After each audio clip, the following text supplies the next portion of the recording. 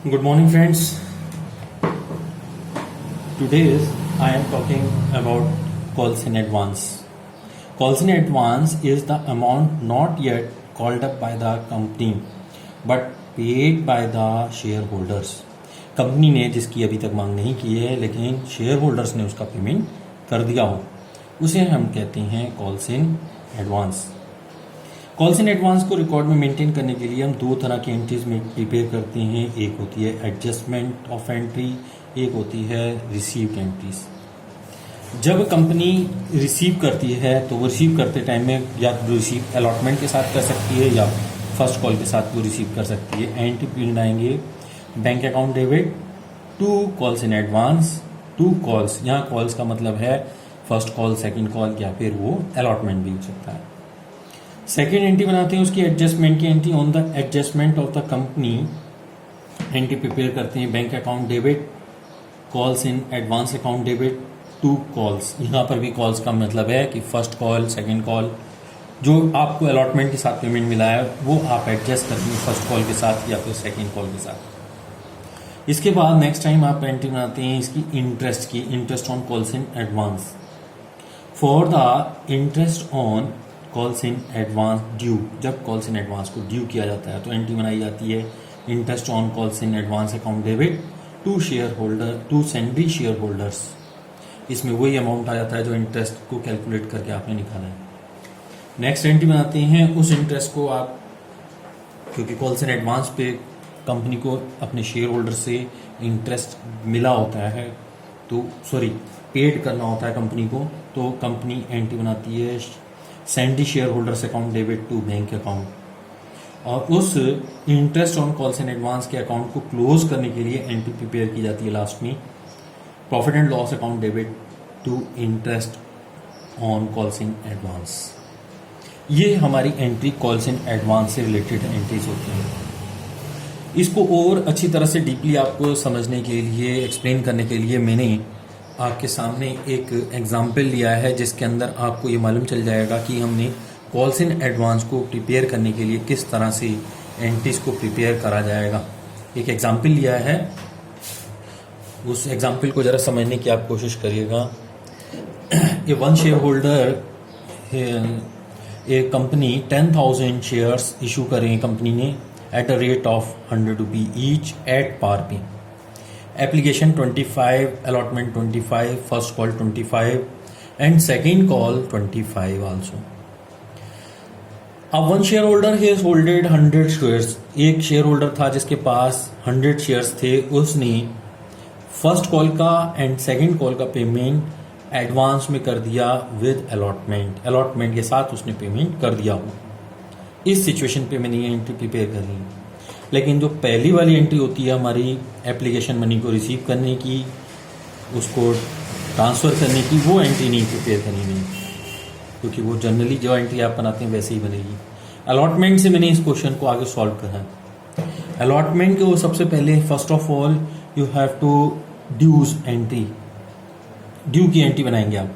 Share allotment account debit to share capital. Amount निकालने के लिए देखिए आपने कितने शेयर्स इशू किए हैं, 10,000 शेयर्स इशू किए हैं और अलॉटमेंट मनी कितनी है 25.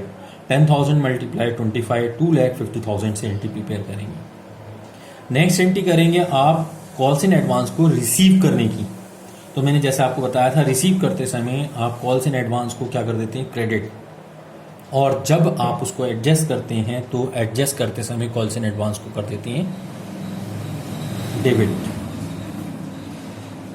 तो एंट्री आपने बना दी bank account debit to share allotment to calls in advance.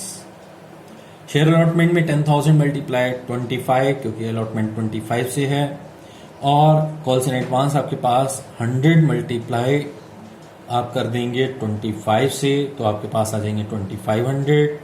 फिर दूसरी आपके पास में, क्योंकि आपने दोनों ही कॉलों का रिसीव किया है अलॉटमेंट के साथ, 2500 फर्स्ट कॉल के, 2500 सेकेंड कॉल के, टोटल आपके पास में आ गए 5,000. ये 5,000 आपने यहाँ पे रिसीव किए हैं किससे, शेयर होल्डर से जिसने पेमेंट करा है 5,000 का. वो आपके पास में आ गए 5,000। ये 2,50,000 कंपनी ले ही रही है ड्यू करे हुए अलॉटमेंट की। टोटल कंपनी ने लिए हैं टोटल अमाउंट 2,55,000। नेक्स्ट एंट्री बनाते हैं शेयर फर्स्ट कॉल को ड्यू करने की। तो एंट्री बनाएंगे share first call account debit to share capital. Amount निकल के आ जाएगा 10,000 मल्टीप्लाई 25 करके आप निकालेंगे 2,50,000 से एंट्री बन जाएगी। नेक्स्ट एंट्री बनाएंगे आप उसको एडजस्ट करने की। पहले आपने अलॉटमेंट में आपने उसको रिसीव कर लिया, रिसीव करने के बाद आप उसको एडजस्ट करने की एंट्री बनाते हैं। Bank account debit calls in advance, क्योंकि डेबिट हो जाएगा एडजस्ट करते टाइम में। ये एडजस्ट कर रहे हैं यहाँ पे आप। यहां पे आपने इसे क्या करा था, रिसीव किया था। तो एंट्री आपने बना दी bank account debit calls in advance account debit to share first call account. Amount निकल के आ जाएगा फर्स्ट कॉल का 2,50,000 लेने थे आपने, एडवांस में आपके पास 2,500 आए हुए हैं। यानी कि आप बैंक में लिखेंगे इसका बैलेंस, यानी 2,50,000 आपको लेने थे, 2,500 आपके पास ऑलरेडी आ चुके हैं। अब आप लेंगे 2,47,500। नेक्स्ट एंट्री बनाएंगे आप शेयर सेकंड कॉल को ड्यू करने की। Share second and final call account debit to share capital. Amount निकल के आ जाएगा 10,000 मल्टीप्लाई 25 2,50,000 से।